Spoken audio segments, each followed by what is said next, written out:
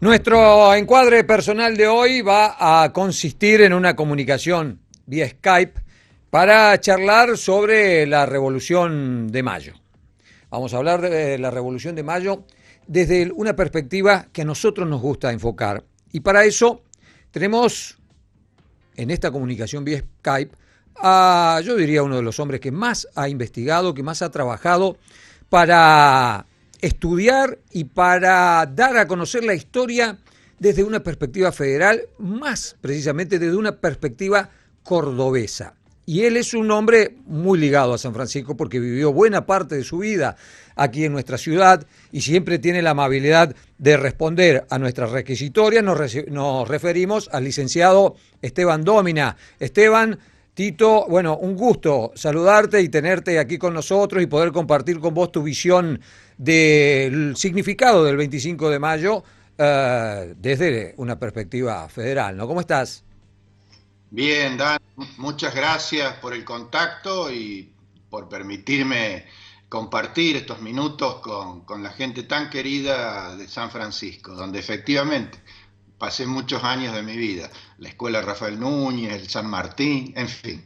Qué lindo, llevarnos a esos lugares, bueno, donde uno fue feliz, ¿no? Sin lugar a dudas. Y además, es lindo ver cuando la gente mantiene un contacto con sus raíces, la vida lo va llevando por distintos lugares a uno, pero mantiene su contacto con sus raíces y nosotros a vos te vemos muy vinculado con, bueno, con todos los amigos que fuiste cosechando aquí en la ciudad porque venís seguido, se juntan seguido. Tanto Dani que sigo siendo hincha de la Verde, Cordero Claro, Belgrano, sí a pesar señor. de todo. Sí señor. Y me consta que te identificás como sanfrancisqueño en los distintos lugares donde estuviste, que bueno, sos un hombre que ha transitado por espacios públicos y privados también de alta relevancia. Y tenerte aquí con nosotros para disfrutarte de esta etapa de tu vida donde te has enfocado mucho en la historia de Córdoba, la verdad que es un placer. Y, y vos tenés una mirada que nos ha abierto los ojos a muchos respecto del significado del 25 de mayo. De hecho, tenés una publicación hecha que he seguido con mucha atención, donde te preguntás qué fue el 25 de mayo, el comienzo de una revolución o una revuelta de carácter, no sé si la palabra, el adjetivo sería adecuado, meramente porteño. ¿Cómo se vio el 25 de mayo de 1810 por nuestros contemporáneos cordobeses?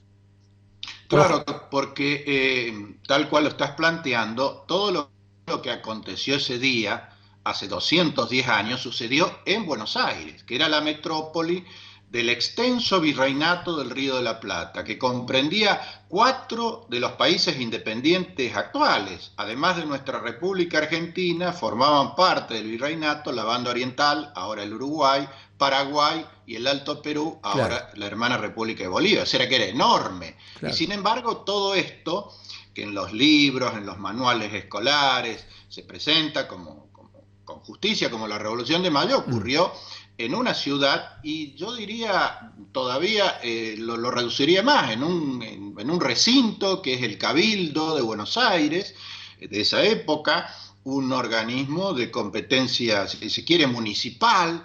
Lo que trato de decir, sin restarle mérito e importancia a la fecha, porque puso en marcha el proceso independentista, es que todo lo que pasó ese día pasó allá.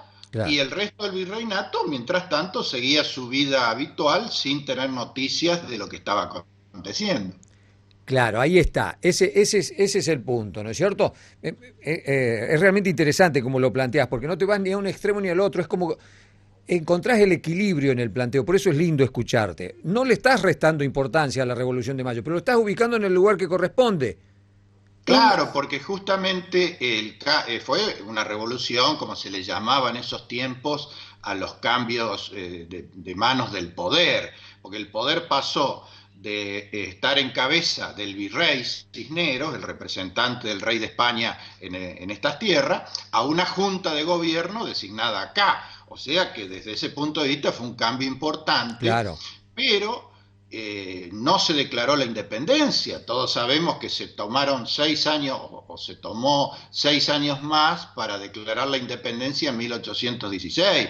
Por lo tanto, hay que ver el 25 de mayo no como el comienzo y el final de algo, sino como el primer paso de un proceso que va a ser ambiguo, Dani, Sí, complejo, con marchas y contramarchas, idas y vueltas, con mucha ambigüedad, porque fíjate vos que esa junta, que es designada en el Cabildo el 25 de mayo de 1810, sí, presta juramento de fidelidad a Fernando VII, que es claro. el rey de España, y todo lo que se hace, los documentos oficiales y todo, sigue siendo en nombre del rey, o sea que hay una gran ambigüedad política, ¿no? Claro, no, digamos, no nos, digamos, las circunstancias no dieron como para declarar la independencia y se dio un paso intermedio. Ahora, en Córdoba, ¿cómo se veía desde Córdoba las clases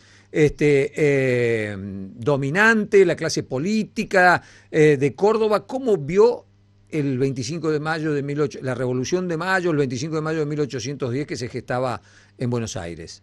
Bueno, justamente cuando la noticia de esto que se gestó en Buenos Aires cundió por el resto del virreinato, fue con suerte dispar. De hecho, muchos cabildos se opusieron o no acataron a la Junta porteña. En la banda oriental, por ejemplo, el Cabildo de Montevideo, Paraguay, que inició un camino propio, ni Claro. hablar del Alto Perú, donde rápidamente se encendió la guerra. Y nuestra Córdoba, que era una provincia muy importante en ese momento, tampoco reconoció a la Junta designada en Buenos Aires, no acató esa decisión y se prestó, digamos, o se preparó para resistirla. Ujú. La élite gobernante, la élite colonial de Córdoba, el gobernador Gutiérrez de la Concha, Santiago de Liniers, el Claro. héroe de la Reconquista que vivía en Córdoba, en la estancia jesuítica de Altagracia. Bueno, todo ese núcleo, salvo el de Anfunes, todo ese núcleo de notables, decidió, bueno, no aceptar este planteo. Bueno, se pagó muy caro, salió muy cara esta decisión, porque fíjate un detalle, Dani, Sí, la sangre que no va a correr en Buenos Aires el 25 de mayo de 1810, porque fue una revolución incruenta, no hubo claro. muertes, porque no hubo Exacto. enfrentamiento, no hubo heridos. Ujú. Esa sangre va a correr en Córdoba. Cuando llega la noticia a Córdoba y esta gente, que era el núcleo, la élite dominante, decide no acatar, desde allá despachan una expedición militar a cargo de Francisco Ortiz de Ocampo con orden de sofocar la contrarrevolución y fusilar a los cabecillas, entre comillas. Ortiz de Ocampo los toma prisioneros, pero no acata la orden de fusilar y los despacha a Buenos Aires. Bueno, desde Buenos Aires la Junta, sobre todo Moreno, Claro. lo envía a Castelli, a French, para que intercepten la caravana de prisioneros y se cumple la orden, y así fue. 26 de agosto de 1810, fusilados en el sur de Córdoba, cerca de Cruz Alta, en el Monte de los Papagayos. O sea que lo de Córdoba fue bravo, ¿no? Bien bravo, bien bravo. Fíjate vos todos estos datos que nos aportan. ¿Y en qué momento Córdoba se suma, digamos, a este proceso? Fue complejo, digamos. También hubo ahí idas y vueltas, ¿verdad, Tito? Sí, sí, pero el pueblo, a medida que tomó conocimiento de las altas miras de esta revolución, la idea de libertad, de independencia, se fue sumando. De hecho, después Córdoba participó activamente en la guerra de la independencia, Sí. proveyendo hombres, oficiales, armas, cabalgadura, pólvora. Córdoba fue incondicional en la causa independentista, pero pagó caro la factura de esa primera hora, de ese primer momento, porque fíjate vos, durante varios años estuvo virtualmente intervenida la provincia, porque Ujú. recién en 1815 el Cabildo de Córdoba puede designar al primer gobernador, digamos, que es José Javier Díaz. Hasta ahí los gobernadores se designaban desde Buenos Aires. Claro. O sea que hubo una dualidad y no fue sencilla esa relación con Buenos Aires, y no lo es hasta hoy, sigue teniendo ruido hasta hoy, ¿no? Tito, algunas corrientes históricas ubican como el nacimiento de algunas divisiones políticas que permanecen hasta la actualidad, en esa primera división, en la primera junta que se hace en términos conceptuales o ideológicos entre morenistas y saavedristas. ¿Vos ves ahí muchas diferencias? ¿Ves el nacimiento de una mirada distinta de lo que es el proyecto nacional que se mantiene hasta la actualidad o no sos tan tajante? Vos sabés, Dani, que eso que estás planteando advierte que parece ser que la idea de la división, la dificultad para encontrar la unidad, el conflicto, está en el genoma argentino, porque vos donde pongas el foco en la historia argentina te va a aparecer este tipo de situaciones. Yo creo que sí, que existió realmente una diferencia de criterios y una confrontación política, pero esto no debe restarle mérito a ninguno de los dos. Moreno encarnó claramente el ala dura, el ala jacobina, hay que leer lo que publicaba en la Gaceta para ver con cuánta contundencia planteaba el objetivo revolucionario, y en cambio Saavedra tiene un discurso y una actuación más moderada, pero no hay que restarle méritos a Cornelio Saavedra, porque sin su concurso no hubiera sido posible todo lo que pasó, porque él era el hombre que capitaneaba el regimiento más importante de Plaza, los patricios, o sea, tenía los fierros. Y como siempre, las revoluciones sin los fierros de tu lado no se producen. Así que ahí hay un balance. Obviamente la partida la pierde Moreno, la partida política, porque al cabo de 6 meses, en diciembre, está fuera del gobierno. Claro. Y parte a un exilio que concluye con su muerte.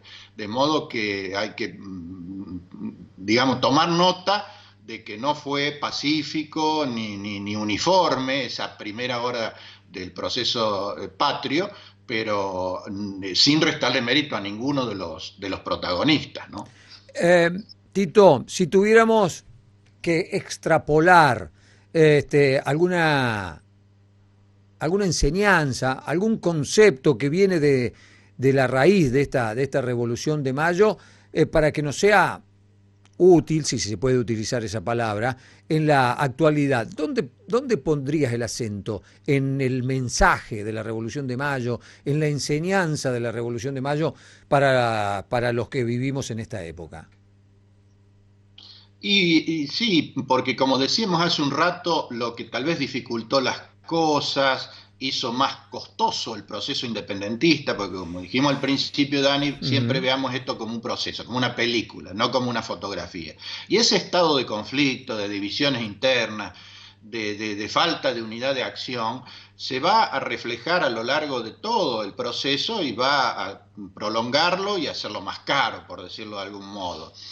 Porque después va a aparecer inmediatamente el problema entre Buenos Aires y el resto de las provincias, los caudillos federales, están así que librábamos una guerra con el enemigo externo que era España, y a su vez había una guerra interna entre los ejércitos regulares y los caudillos, pero pasando esto rápidamente por alto. Creo que la enseñanza es que a la Argentina le fue mejor cada vez que cinchamos para el mismo lado. Las pocas veces que nos pusimos de acuerdo a lo largo de la historia para llevar adelante algo, rápidamente a la Argentina le fue muy bien, porque tiene potencialidades y ventajas enormes. Y en cambio los conflictos estériles, las divisiones, las pujas, las mezquindades, nos paralizan o peor, nos hacen retroceder. De modo que lo que creo como enseñanza, así en 2 palabras, Dani, es que tenemos que tomar conciencia, nos tiene que caer la ficha de que la Argentina está para jugar en las grandes ligas, está para pelear el título, no el descenso. De modo que esto solo será posible en la medida que lo entendamos y lo asumamos entre todos. Y como se dice en el campo, ahí nomás, apenas salís un par de leguas de San Francisco, seamos capaces de cinchar para el mismo lado. Tito, me animo a preguntarte esto porque, bueno, vos sos un historiador de aquellos, pero sos un analista de la realidad, conocés la trinchera política. ¿Te parece que esta circunstancia que vivimos en la actualidad, con la pandemia, aislamiento social obligatorio, etcétera, etcétera, podremos estar haciendo camino hacia ese cinchar para el mismo lado, o la cuarentena es un velo que cubre situaciones que siguen estando larvarias y en estado larvario y sin resolver? Sí, la pandemia ha puesto al desnudo los problemas que ya teníamos, porque nada de lo que está pasando y mucho sufrimiento de la gente tiene que ver con lo que no se hizo o lo que estaba mal hecho.